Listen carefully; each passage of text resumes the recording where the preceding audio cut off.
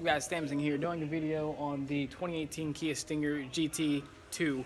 Now I'm going to go through a lot of different features with this car. It's going to look really nice. Y'all stop looking at me because I'm looking real awkward right now, you know, but it's okay. We're going to go over every feature in this car, and we're going to go over the price points and the more mechanical aspects as well. Alright, so we're going to actually work our way from the front end to the engine to the interior. So first up, we're looking at the headlights that are actually come with the GT. The base model actually has still has LEDs, just more different fashion. Doesn't have the kind of honeycomb design you see there with the Stinger recognition for it, and doesn't have the DLRs right here either. This is just a swoop in. It's not exactly a vent behind it or anything like that. The front ones here are actually functional. Air does go through these and through the front tires there as well. Car is actually designed to be really aerodynamic. As you can see in the front end here, this is actually with the GT2 trim level. We do add a dark chrome effect on the grille here and a lower grille as well. Gloss black accented with the dark chrome. Now, moving on to the engine like we were looking at before, we do have these strut tower braces. Not exactly strut tower braces, but they're strut bars in here, and they lead to the front of the car, probably for some more added rigidity, as well as these breakaway lines here so the engine isn't going to go into the cabin. Still, safety is first for a Kia vehicle. So now moving on to the engine. Now, engine cover, GDI still, 3.3 liter twin turbo V6. You can see the throttle body on, I believe it's just right here. Despite having a twin airbox kind of thing going on, it does have a single throttle body, it seems like, and it connects from this right here, which is a little different. You kind of see the piping just kind of all looped around here. Couldn't really explain it too well to you. I'm not too particular on turbos, but intake manifold under here, fairly basic design, plastic of course. We do have dual cats, so it's not just something leading to a simple cat. That should goes without saying, but this car actually under it does stretch out into an H pipe, so it's not just a divorced mid pipe in there. It's actually an H pipe that leads out through a set of mufflers there that actually true quad tipped and not just there. Along with these dual air boxes here, there is a lot of work that can be done under the car. It doesn't seem like you'll be able to do a lot from the top just because there's a lot of different piping and wiring you need to take apart. But now let's go into the side of the car. Moving from the side of the car, we can see here definitely it has some Michelin Pilot Super Sport S4 and some standard Brembo braking along with all the GT. Now, the Stinger GT is different from just a regular Stinger. Regular Stinger comes with a 2.0 4-cylinder turbo, and Stinger GT is a 3.3 liter twin turbo V6. However, they all do have that functional vent right there you see on the side. They don't all have Brembos, and I think the tires do change from Michelin's. I'm not too particular about on what they change to, but I am sure they change.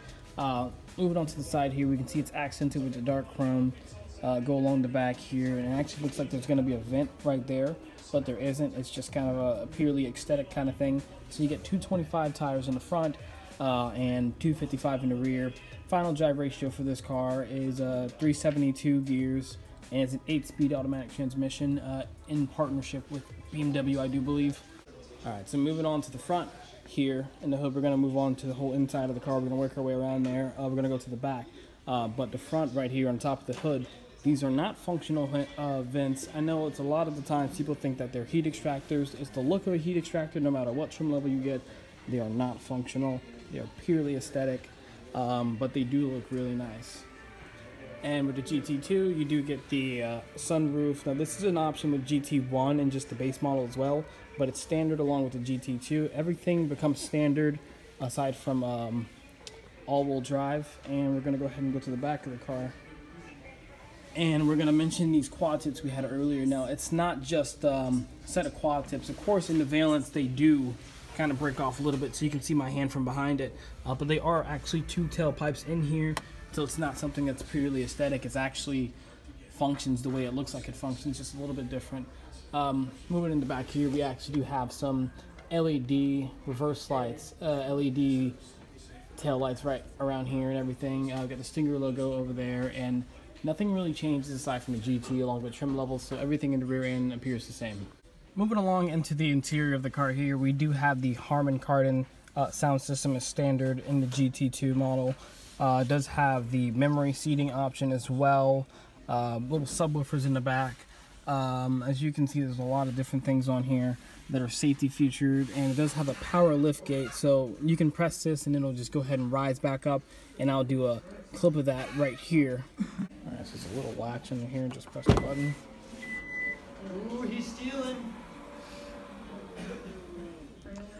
And then you can set at whatever height you'd like to by holding this right here, or you can just let it do what it does and open up. And here in the back here, we do have a full-size spare.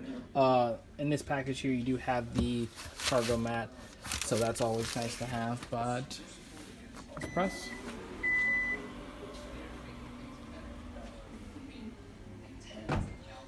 And you wouldn't even know it's a hatch.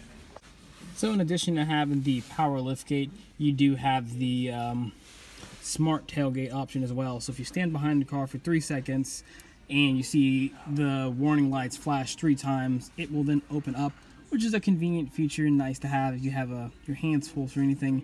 And there's also a good amount of space back there in the trunk as well. Steering wheel adjustable options is actually, as you can see here, electric, which is not fancy, but it's definitely not common.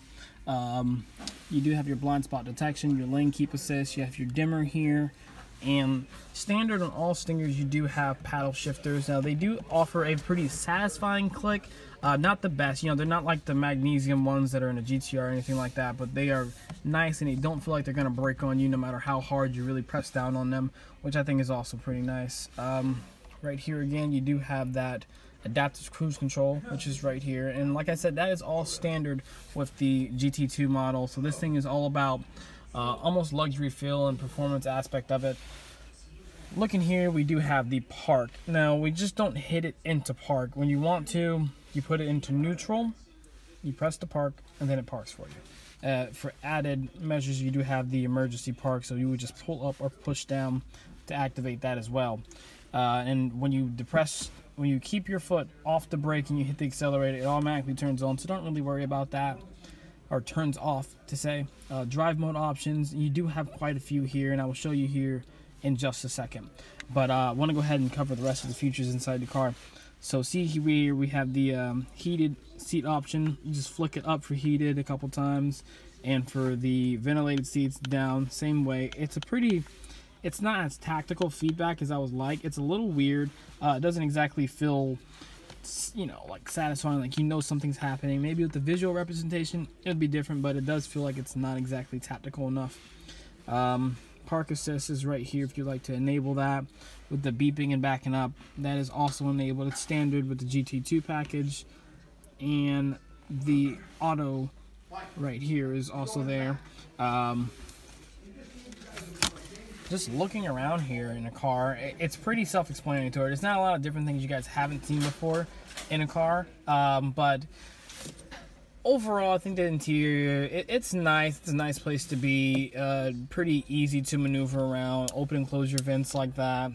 Like I said, it's pretty nice. The screen is pretty familiar with most BMW people and Mazdas and things like that. It's just not sure why they did it, but they did do it.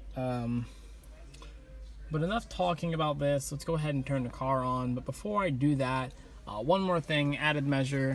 All these lights are actually LED. Now they're not like bright blue LEDs, but they are nice clean white, so it makes your car feel like it's a little bit more modern. We do have the option here for the sunroof, as we mentioned before, and you can close this, open this if you'd like to.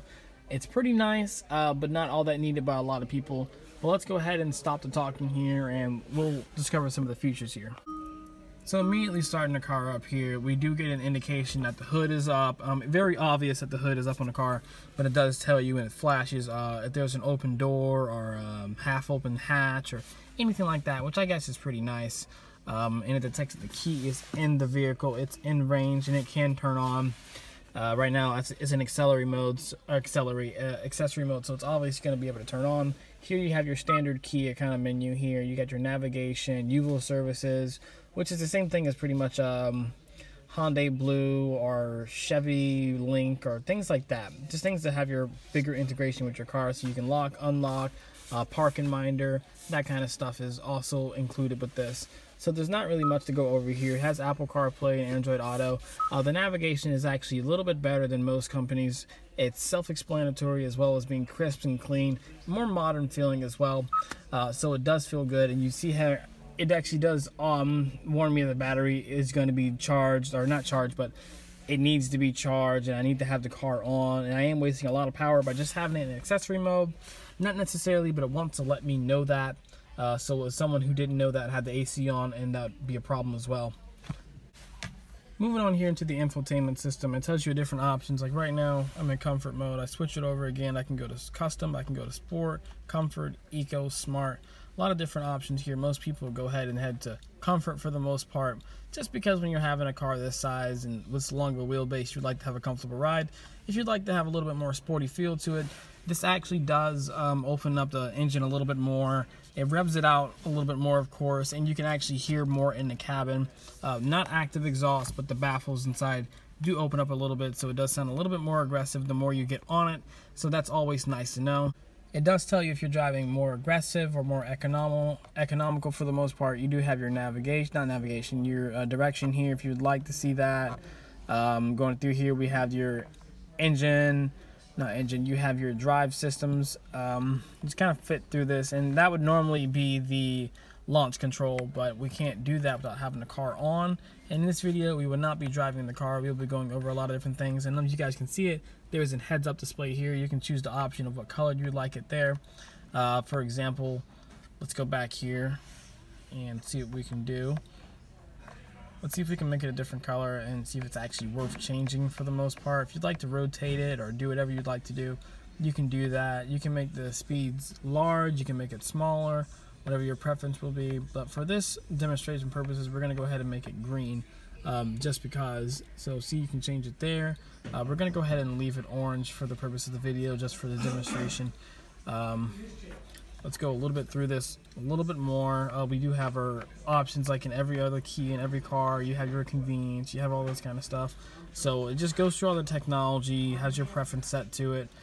Lap timer, G-force pulls, your lateral, and your just pulls in generals around the corner to see how much you're taking, your oil temp, torque, your pounds of boost, which I think is actually a little bit cool.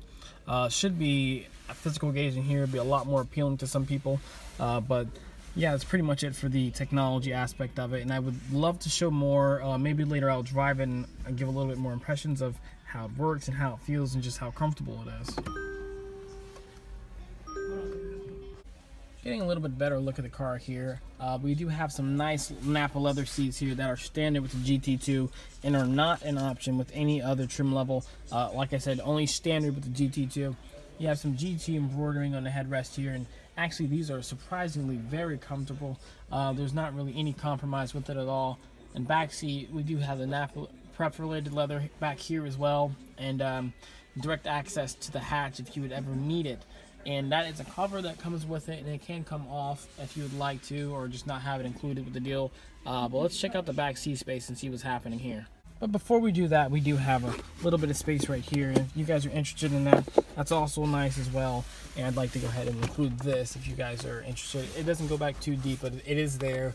Car isn't a very spacious for storage options, but it is a very nice car in general. But we'll just go see how it is in the back seat. So moving on to the back seat here, we do have the carbon card, and it's then extended from here as well. Very nice material all around here. This is hard plastic, but it's not too bad, of course. I mean, I do wish it was a little bit different, but we do have some different material right here. It's very soft, and like I said before, it's surprisingly very comfortable. Even along the back seat here, these little notches here are actually very soft as well. We do have another one right here. Like I said, direct access to the hatch here if you ever need it. Open that up for demonstration purposes, and yeah. But a good note is that this does not open, it stays as it is. You do have access back here. These seats do come down as well. So I could pull this one down over here while still having this one up. As you can see, there's actually a little bit of a split option here with that.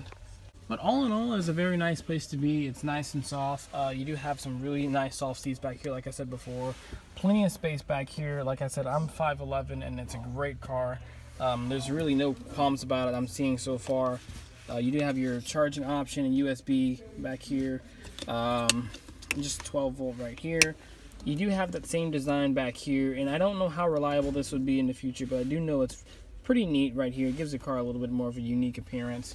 All in all, there's a ton of space in here. Probably could fit someone about 6'6", 6'5", comfortably back here.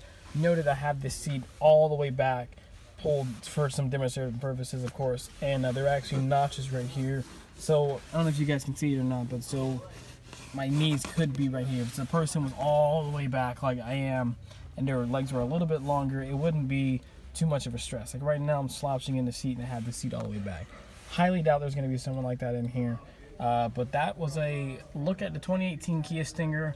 Any questions about the car whatsoever, just go ahead and leave it in the comments below. Like I said before, 8-speed automatic transmission, 372 gears, so it's a very aggressive drive. It does have launch control. It has a lot of different track apps as well. It does not have line lock. I know you guys are probably going to mention that, but I know this is the Mustang channel. It doesn't really matter. Not really Mustang. It's just a different type of car enthusiast channel, and I just want to go ahead and throw this out here. And if you guys are interested in this vehicle and you're in the Florida area, please stop by Smith Kia here in Merritt Island. It's going to be a great place. We're going to give you an awesome deal on this car, and just stay tuned, guys. This is a pretty nice car, all in all.